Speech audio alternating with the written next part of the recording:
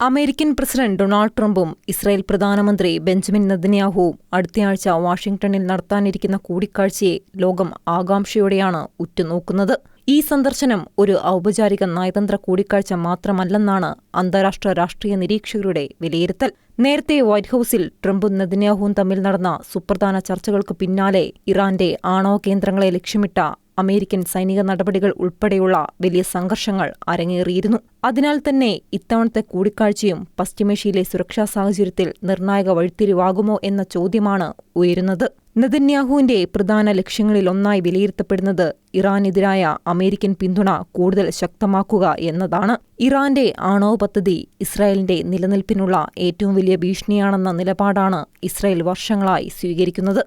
ആഭ്യന്തര രാഷ്ട്രീയ സമ്മർദ്ദങ്ങളും സുരക്ഷാ വെല്ലുവിളികളും നേരിടുന്ന നെതന്യാഹുവിന് ട്രംപുമായുള്ള വ്യക്തിപരവും രാഷ്ട്രീയപരവുമായ ബന്ധവും ഈ സാഹചര്യത്തിൽ നിർണായകമാണ്. അതേസമയം സമീപകാലത്ത് ഇറാനുമായി സംഘർഷം കുറയ്ക്കാനും നയതന്ത്ര ഇടപെടലുകൾക്ക് അവസരം നൽകാനും ട്രംപ് താൽപര്യം പ്രകടിപ്പിച്ചതായി അന്താരാഷ്ട്ര മാധ്യമങ്ങൾ റിപ്പോർട്ട് ചെയ്തിരുന്നു. എന്നാൽ കടുത്ത സുരക്ഷാ നിലപാട് സ്വീകരിച്ചിരിക്കുന്ന നെതന്യാഹുവിന് അത് തൃപ്തികരമായ സമീപനമായിരുന്നില്ലെന്നാണ് രാഷ്ട്രീയ വിശകലനങ്ങൾ വിലയിരുത്തുന്നത്. ഇറാന്റെ സൈനിക ആണവശേഷി പൂർണ്ണമായും തകർക്കാതെ സുരക്ഷ ഉറപ്പാക്കാനാകില്ലെന്ന നിലപാടാണ് ഇസ്രായേൽ ഭരണകൂടത്തിനുള്ളിൽ ശക്തമായി നിലനിൽക്കുന്നതെന്നും നിരീക്ഷകർ ചൂണ്ടിക്കാട്ടുകയാണ്. അതിനാൽ തന്നെ ഈ കൂടിക്കാഴ്ചയിൽ ഇറാനെതിരെ കൂടുതൽ ശക്തമായ നടപടികൾ സ്വീകരിക്കാൻ അമേരിക്കയെ പ്രേരിപ്പിക്കുന്ന തരത്തിലുള്ള സമ്മർദ്ദം നെതന്യാഹു ചെലുത്താൻ സാധ്യതയുണ്ടെന്ന് തന്നെയാണ് ഏവരും വിലയിരുത്തുന്നത്. പ്രത്യേകിച്ച് ഇറാന്റെ ആണവ അടിസ്ഥാന സൗകര്യങ്ങൾ, മിസൈൽ കേന്ദ്രങ്ങൾ, സൈനിക കമാൻഡ് സംവിധാനങ്ങൾ എന്നിവ ലക്ഷ്യമിട്ടുള്ള നടപടികൾ ചർച്ചയാകുമോ എന്നതാണ് ലോകം ഉറ്റുനോക്കുന്നത്.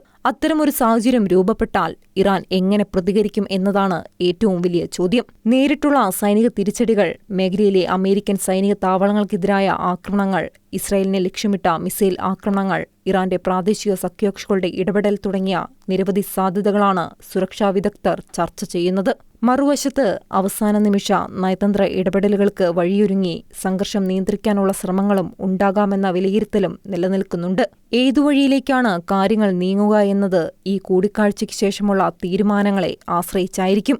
സംഘർഷം കൂടുതൽ രൂക്ഷമായാൽ അതിന്റെ പ്രത്യാഘാതങ്ങൾ പശ്ചിമേഷ്യയിൽ മാത്രം ഒതുങ്ങില്ല എന്നുറപ്പാണ്. ഹോർമൂസ് കടലിടുക്ക് വഴിയുള്ള ആഗോള എണ്ണക്കയറ്റുമതി തടസ്സപ്പെടാനുള്ള സാധ്യത, എണ്ണവിലയിലെ വർധന, ആഗോള സാമ്പത്തിക അനിശ്ചിതത്വം, ഇന്ത്യ ഉൾപ്പെടെയുള്ള രാജ്യങ്ങളിലെ ഊർജ്ജവിലയിലും പ്രവാസികളുടെ സുരക്ഷയിലും പ്രതിഫലിക്കാവുന്ന ആഘാതങ്ങൾ എന്നിവയെക്കുറിച്ച് സാമ്പത്തിക വിദഗ്ധർ മുന്നറിയിപ്പ് നൽകുന്നുണ്ട്. ട്രംപ് നെതന്യാഹു കൂടിക്കാഴ്ച ഒരു സാധാരണ നയതന്ത്ര കൂടിക്കാഴ്ച എന്നതിലുപരി പശ്ചിമേഷ്യയുടെ സുരക്ഷാ രാഷ്ട്രീയ ഭാവിയെ സ്വാധീനിക്കാൻ സാധ്യതയുള്ള നിർണായക സംഭവമായാണ് ലോകം കാണുന്നത്. ഈ കൂടിക്കാഴ്ച യുദ്ധം നിയന്ത്രിക്കുന്നതിനുള്ള വഴിയൊരുക്കുമോ, അതോ പശ്ചിമേഷ്യയെ കൂടുതൽ രൂക്ഷമായ സൈനിക ഏറ്റുമുട്ടലുകളിലേക്ക് നയിക്കുന്ന പുതിയ അധ്യായത്തിന്റെ തുടക്കമാകുമോ എന്ന ചോദ്യത്തിനുള്ള ഉത്തരമാണ് ഇനി ലോകം കാത്തിരിക്കുന്നത്.